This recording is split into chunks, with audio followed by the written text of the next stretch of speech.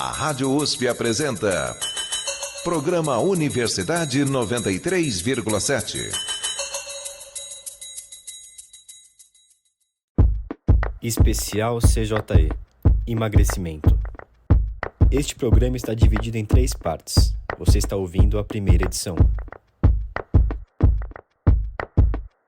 Olá, ouvintes da Rádio USP. Meu nome é Victor Aguiar e começa agora mais um Universidade 93,7. Nesta edição, queremos discutir um tema que ocupa a mente de milhões de brasileiros, a busca pelo emagrecimento, bem como os métodos adotados por muitas pessoas nessa jornada. Ao longo do programa, vamos trazer um debate quentíssimo sobre os assuntos mais atuais dentro desse tema. E olha só, vamos falar muito sobre dietas, a aplicação de novas soluções do mercado para o emagrecimento e os efeitos psicológicos do ganho e da perda de peso. Para conversar conosco, convidamos o Dr. Antônio Elias de Oliveira Filho, nutrólogo da Associação Brasileira de Nutrologia, a ABRAN. Na ABRAN, Elias é coordenador no Congresso Brasileiro de Nutrologia e do curso de pós-graduação na especialidade médica de nutrologia desde 2011. Ele atua diretamente no atendimento a pessoas com sobrepeso e com obesidade e realiza o atendimento integrado de saúde física e mental a esses pacientes. Seja bem-vindo, Dr. Elias. Muito obrigado pelo convite, obrigado por estar na presença aqui da doutora Fernanda, que é um prazer. E estou bem feliz de estar aqui representando a ABRAN. Muito obrigado. Nossa outra convidada é a doutora Fernanda Scaliuzzi, professora e chefe do Departamento de Nutrição da Faculdade de Saúde Pública da USP. A Fernanda tem experiência na área de nutrição, com ênfase em alimentação e cultura. Também coordena um grupo de pesquisa sobre o tema e é membro da Rede Ibero-Americana de Pesquisa Qualitativa em Alimentação e Sociedade, a Rede NAUS. Doutora Fernanda, boas-vindas à Universidade 93,7. Muito obrigada, prazer estar aqui. Olá a todos os nossos ouvintes, todas as pessoas que estão nos acompanhando, todos os meus colegas aqui de mesa. E é sempre uma alegria muito grande quando a gente está cumprindo a missão da universidade de difundir conhecimento para o máximo de número de pessoas. Para iniciar o nosso programa especial e introduzir o assunto, vamos agora ouvir a primeira reportagem. Nela, o repórter Jorge Fófano conversou com o endócrino Rafael Bucchi, a nutricionista Elícia Pereira e o cirurgião plástico Rafael Pinheiro. Eles analisaram questões a respeito de promessas milagrosas para o emagrecimento. Entre essas questões estão os implantes hormonais, conhecidos como chips da beleza, dietas extraordinárias e cirurgias plásticas.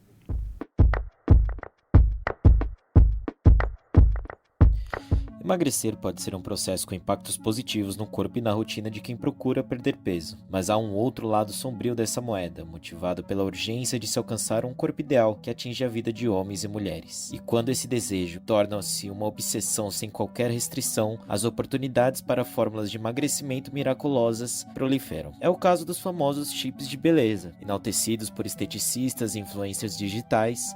Os chips de beleza são implantes hormonais de gestrinona ou testosterona. De acordo com relatos de pessoas que fazem uso do produto, é possível perder mais de 10 quilos em poucos meses de utilização. Os pacientes geralmente recorrem ao aumento sucessivo da dose do medicamento para alcançar esses objetivos. Mas as consequências para quem exagera no uso desses implantes quase sempre terminam em desastre para a saúde. Em um bate-papo com o endocrinologista Rafael Bucchi Jorge, procuramos entender por que esse tipo de solução ganhou popularidade nos últimos anos e quais são os riscos do seu uso prolongado.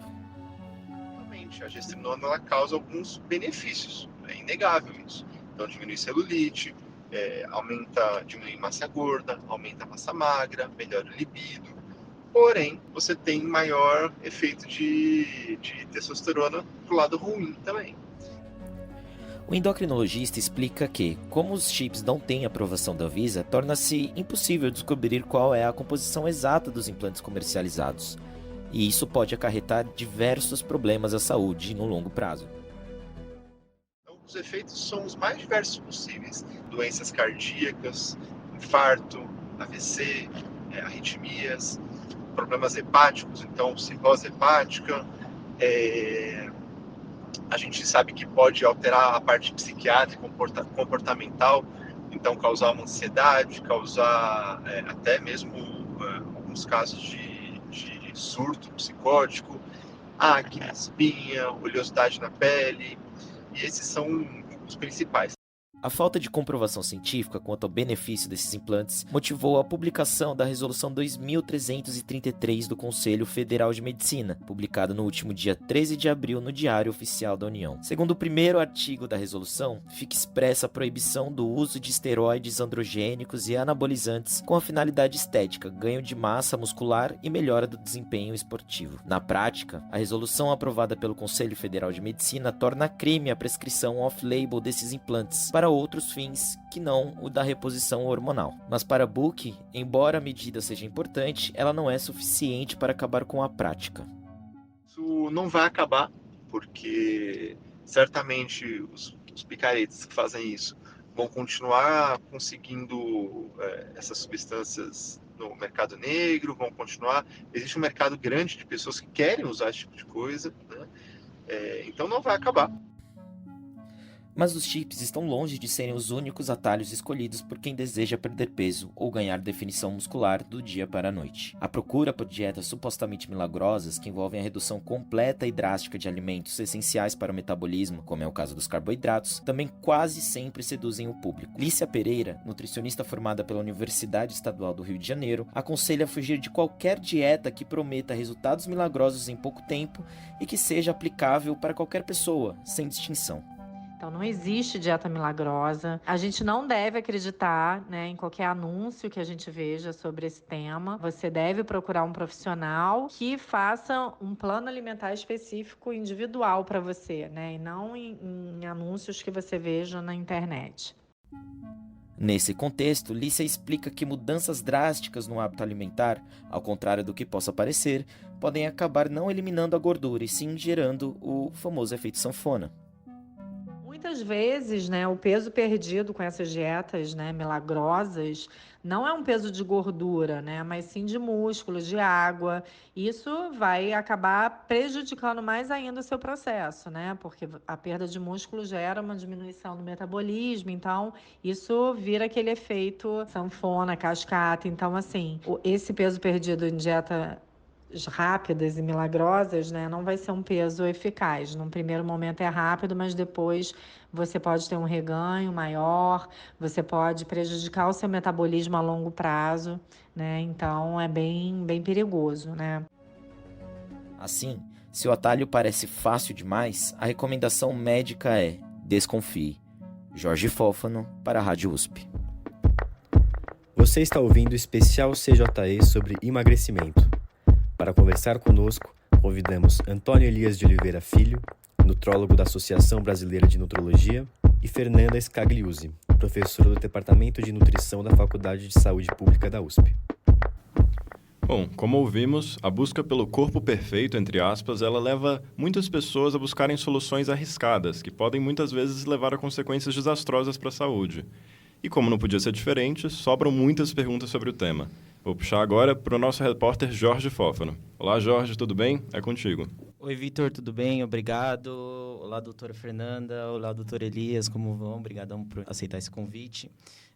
Eu vou começar aqui com uma pergunta para você, doutora Fernanda. Muita gente já disse ter tentado de tudo para emagrecer, mas não obteve resultados e chega a culpar até mesmo a genética por causa disso, né? Eu queria que você nos explicasse um pouco sobre essa questão, se é possível atribuir alguma parte desse sucesso ou fracasso, alguma dieta determinada, à predisposição genética de uma pessoa.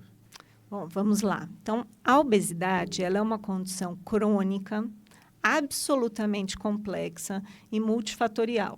Multifatorial até no sentido de que dentro do indivíduo existem fatores que podem levar à obesidade, fatores psicológicos, psiquiátricos, nutricionais, alimentares, atividade física, consumo de alguns medicamentos, enfim, uma série de fatores do indivíduo. Mas o que eu acho que a gente fala muito pouco e que, na minha opinião, são os mais importantes e os que a gente deveria agir mais, aqueles que estão fora do indivíduo. Então, por que a gente viu a prevalência de obesidade crescer tanto nas últimas décadas? Porque o mundo mudou muito. Então, a gente tem um mundo que leva as pessoas à obesidade. Porém, não tolera, não aceita e não cuida das pessoas com obesidade. Então, Então, se a gente pensar, por exemplo, o ambiente construído que a gente vive, ele incentiva um estilo de vida ativo? Não, absolutamente não. Como é o ambiente alimentar em que a gente vive? Ele incentiva práticas alimentares saudáveis? Não, quando você está no metrô, o que você encontra para comer? Você encontra frutas para você comer no metrô? Você encontra salgadinho, é isso que você encontra. E um fator muito importante, não vou esquecer da genética, a genética é muito importante. Tá? É, de fato, bastante importante. E ela interage com os outros fatores. Então, a gente sabe, quando eu estou falando para você, genético, nutricional, ambiental, nada disso está separado. Hoje em dia, tem um modelo que saiu faz pouco tempo no Reino Unido, que ele interliga todos esses fatores num diagrama. Fica tão complexo que é até difícil de você visualizar. Você precisa dar muito zoom. Mas eu acho que tem uma questão também que ninguém fala e que é absolutamente importante, que é a questão da desigualdade social. Como você vai querer que uma pessoa, quem é uma das pessoas mais vulneráveis nesse país? Uma mulher que seja mãe solo, negra, moradora da periferia.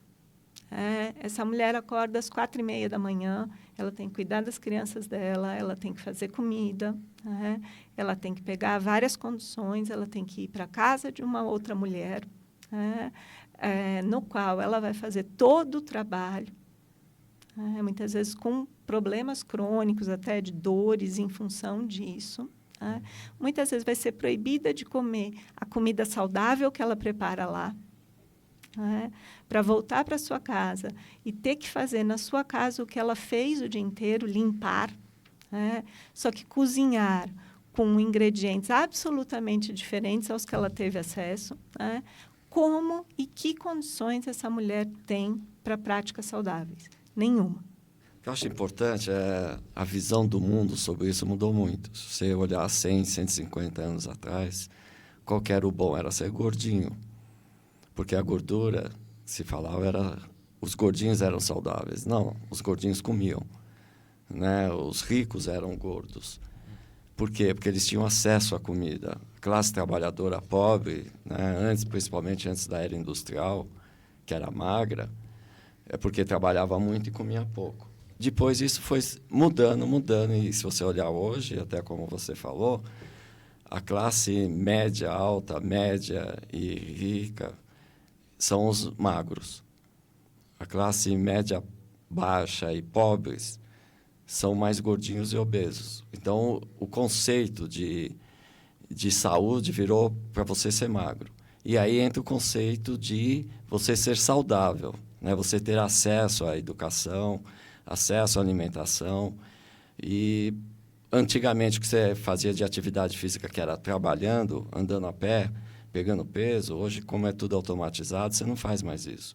Nem teu carro, você não abaixa o vidro.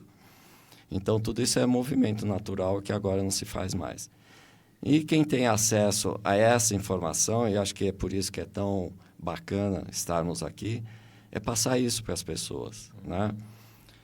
Como ela falou, a obesidade é uma doença multifatorial que provoca outras doenças, como a diabetes, como a pressão alta, como infarto, como derrame, como alterações localizadas, como artrose, e as alterações mentais, psicológicas. O que é que veio primeiro?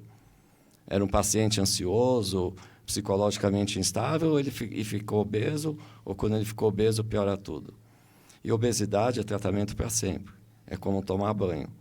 Você toma banho 50 anos da sua vida, você está bonitinho, limpo, perfumado. Se você deixa de tomar banho 3 dias, você já não... Parece que não tomou banho a vida toda.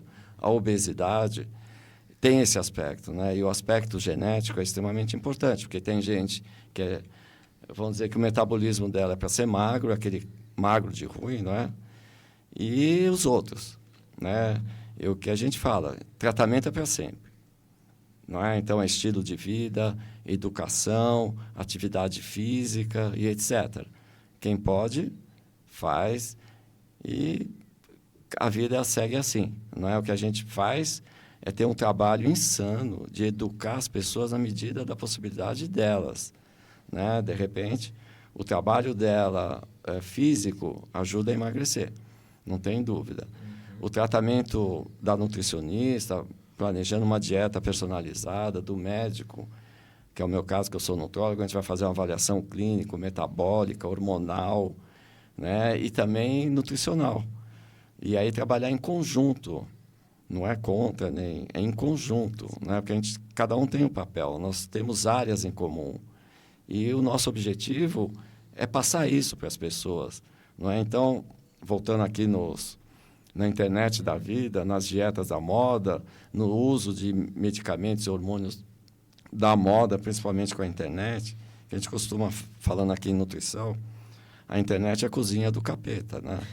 Porque ela aceita qualquer coisa de qualquer lado. E se você começar a olhar, sempre quem fala, ou seja quem for, ou geralmente é um nada, tudo é milagroso, mas só que no final ele está vendendo alguma coisa. Eu acho interessante a questão da educação, né? Porque ela é muito importante, especialmente eu acho que a educação dos profissionais de saúde, que são muito pouco preparados para lidar com a obesidade, muito pouco, né? As pesquisas mostram isso.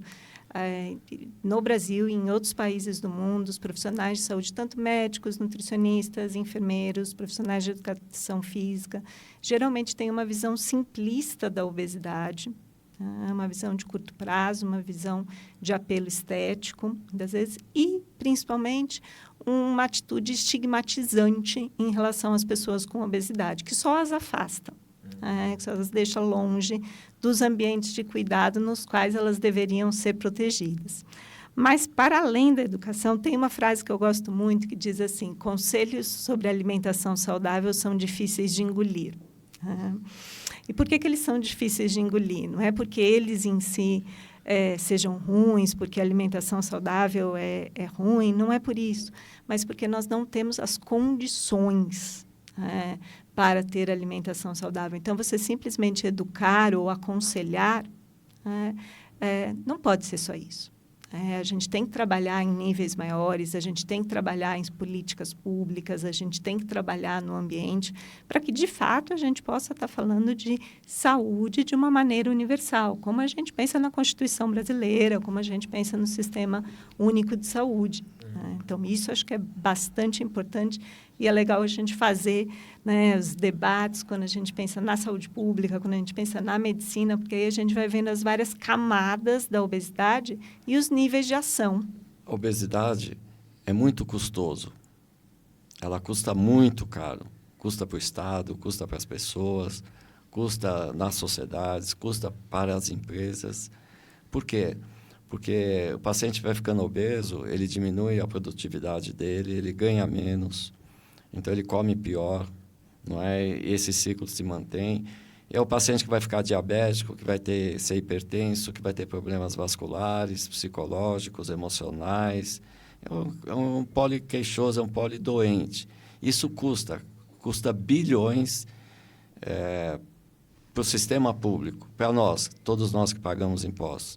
Então, você pensar um pouco, seria muito mais barato você ter essa atividade educacional sobre todos os níveis, até sobre os profissionais da saúde, para justamente você prevenir isso, não é? Hoje nós temos, para você ter ideia, da nossa população, que é de 230 milhões de pessoas, 1,5% de obesos mórbidos, ou são 6 milhões de pessoas no Brasil.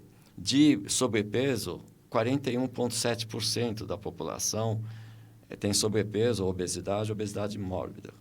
Isso são 90 milhões de pessoas, é gente paca. Então, é gente que vai gerar um custo micro, um custo macro, que é sem tamanho. Isso falando em tratamentos, por exemplo, a cirurgia bariátrica, né? Vocês convidaram os colegas. Hoje se faz, no Brasil, 70 mil cirurgias bariátricas, que chama agora bariátrica e metabólica, porque cura diabetes, cura um monte de coisa. E 70 mil, imagina quantos anos vai dar cabo de tratar 6 milhões de pessoas. Eu tenho algumas ponderações a fazer. Eu acho que as pessoas não custam, e as vidas não custam, as vidas não têm preço, as vidas têm valor. Eu acho que o que custa é um sistema que está fadado a dar errado. É um sistema em que a gente vive, um sistema político, um sistema econômico, um sistema de relações de trabalho, um sistema de relações de gênero, que está fadado a levar as pessoas a uma condição de não saúde. Quando a gente diz que uma pessoa custa, a gente está culpabilizando a vítima. Então, eu não usaria essa expressão. Assim como a expressão obesidade mórbida, acho importante a gente colocar aqui no rádio, ela não é mais recomendada, já faz tempo. A Organização Mundial de Saúde classifica a obesidade em alguns graus, grau 1, grau 2, grau 3. Para as pessoas é muito difícil ouvir isso. Eu lembro de um paciente, que o quanto era difícil, o quanto que peso trazia para ele a expressão obesidade mórbida. E como foi importante a gente mudar essa nomenclatura. E acho que também uma questão que é bastante importante da gente colocar, é uma verdade que a gente não quer ver, mas a obesidade é uma condição para a qual não há cura nesse momento, nem com a cirurgia bariátrica. Os estudos mostram que apenas uma pequena porcentagem de pessoas consegue manter em longo prazo o peso perdido, sem recuperar. Como se falou na reportagem do efeito sanfona, em dietas milagrosas, que existe, é absolutamente comum e faz muito mal à saúde. Tem estudos que mostram que, muitas vezes, a flutuação cíclica de peso, ela pode ser pior para a saúde do que manter um peso maior, porém estável. Além disso, além dessa questão da flutuação de peso, de recuperar o peso perdido, a gente está começando a ver agora os estudos de mais longo prazo sobre a cirurgia bariátrica. E, infelizmente, os resultados não são tão animadores. Então, a gente precisa continuar investindo na pesquisa sobre o tratamento da obesidade. A gente não chegou lá ainda, a gente precisa continuar. Você está ouvindo o especial CJE sobre emagrecimento. Para conversar conosco, convidamos Antônio Elias de Oliveira Filho, nutrólogo da Associação Brasileira de Nutrologia, e Fernanda Scagliuzzi, professora do Departamento de Nutrição da Faculdade de Saúde Pública da USP. Doutor Elias, a doutora Fernanda ela levantou um ponto interessante sobre o uso da expressão obesidade mórbida, e isso me fez pensar um pouco em como isso é debatido na sociedade, meio na esfera da gordofobia, de como expressões e nomes usados para se referir a essas pessoas podem acabar sendo mais prejudiciais para essa pessoa dentro desse processo todo. Eu queria saber como é que o senhor enxerga isso, como é que o senhor enxerga esse debate. Olha, paciente obeso, e não adianta a gente falar gordinho ou com sobrepeso, não adianta eu falar para ele, olha, o senhor tem uma obesidade grau 3. Por que chama mórbida? Isso é um termo médico. Mórbida porque tem morbidades. O que são morbidades? São doenças. Então, é um paciente que não é tão obeso, mas que ele tem essas outras doenças, como a diabetes, a pressão alta, problemas de coluna, osteoartroses. As mulheres têm disfunções hormonais importantes, ovarianas. Os homens têm produção de testosterona, porque são obesos. Isso é uma questão que a gente precisa mostrar para o paciente, que é uma questão difícil, quais os reflexos na vida dele. Estou falando isso individualmente. Se ele se manter obeso. Não é eu que vou procurar o paciente, ele que me procura. Então, a gente toma todo um cuidado, e essa questão que a doutora Fernanda falou é importante, lógico, porque senão o paciente vira as costas e vai embora. Só para finalizar um pouco a questão dos termos, porque como eu estudo estigma relacionado ao peso corporal, você está me dando ouro, Você está me chamando para conversar. Eu acho que tem muitas pesquisas hoje em dia, tem consenso publicado na Nature, que é a maior revista de medicina que nós temos, maior revista científica de medicina que nós temos, sobre quais são os termos mais adequados. De maneira geral, o consenso de hoje é o que se chama de person first, a pessoa primeiro. Então, de se referir à pessoa com obesidade ou à pessoa classificada com obesidade. E aí, dentro das classificações que a Organização Mundial de Saúde, que a ABESA usa. Agora, no como falar isso para a pessoa, como dei o exemplo do obeso mórbido, eu acho que, assim, na saúde pública, a gente trata muito também dentro do SUS, não só o paciente vem até a gente, mas o SUS vai até a casa das pessoas, como, por exemplo, pelos agentes comunitários de saúde. A gente trabalha com o modelo da clínica ampliada e compartilhada, com o Humaniza SUS, por exemplo. E a gente considera nesse modelo a grande importância do vínculo entre o profissional e o paciente. E quando a gente pensa assim, a gente entende que a culpa, a vergonha, o medo, eles humilham e paralisam. O efeito do medo é muito pequeno. O efeito da pulsão de vida, de querer viver e de ter um aliado no profissional de saúde, e não alguém que vai usar nomes ruins com ele, que vai tratá-lo de maneira estigmatizante, que vai entender a condição dele de maneira simplista, o efeito disso é bastante poderoso. Antes de a gente encerrar oficialmente o debate, a gente gostaria de abrir um espaço para que vocês, nossos convidados, façam considerações finais, comentários, agradecimentos, enfim. O microfone é de vocês. Doutora Fernanda? Bom, obrigada. Queria, antes de mais nada, agradecer a todos vocês, Guilherme, Jorge, Elias, ao Gustavo, pelo convite. Uma mensagem importante para a gente deixar, se estamos falando em saúde, é que práticas saudáveis são para todos. Isso não é só para quem tem obesidade, isso é para todos nós. Nós precisamos, como seres humanos, para a gente viver bem, a gente precisa fazer isso. A alimentação adequada e saudável, ela é um direito constitucional. Ou seja, na nossa Constituição está garantido que as pessoas tenham direito a ela. Lembrar que assim, a gordofobia não é mimimi. E nem se trata também de romantização da obesidade. Mas se trata, sim, de uma opressão estrutural que se intersecta com outras, que é mais forte ainda para mulheres, que é mais forte ainda para pessoas negras, que é mais forte ainda para pessoas pobres e periféricas, e que precisam da nossa ajuda. Perfeito, doutora Fernanda. Doutor Elias, gostaria de registrar alguma coisa? Vocês estudando, ouvindo todas as pessoas que têm alguma mensagem positiva para passar e difundindo isso, que é para a gente poder atingir um público que está à parte, mas um público que é discriminado, mas que a discriminação acaba quando você oferece condições para todo mundo.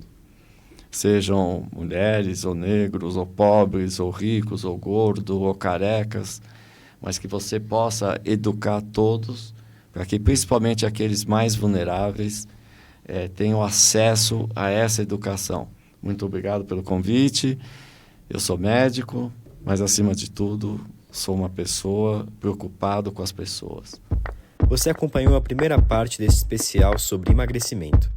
O próximo episódio você ouve na semana que vem, quando os nossos convidados vão falar sobre o uso do Ozempic, um remédio originalmente utilizado no tratamento de diabetes, mas que vem sendo promovido como mais uma solução milagrosa. Universidade 93,7 fica por aqui. O programa de hoje teve coordenação de Gustavo Zanfer e produção de Luísa Costa. A edição é de Tomás Novaes. As reportagens foram feitas por Jorge Fófano e Guilherme Gama. A apresentação foi feita por mim, Victor Aguiar. Você pode encontrar os arquivos desta e de outras edições da Universidade 93,7 no site www.usp.br/radiojornalismo. Agradecemos pela audiência e tenha um bom dia. Especial CJE. Emagrecimento.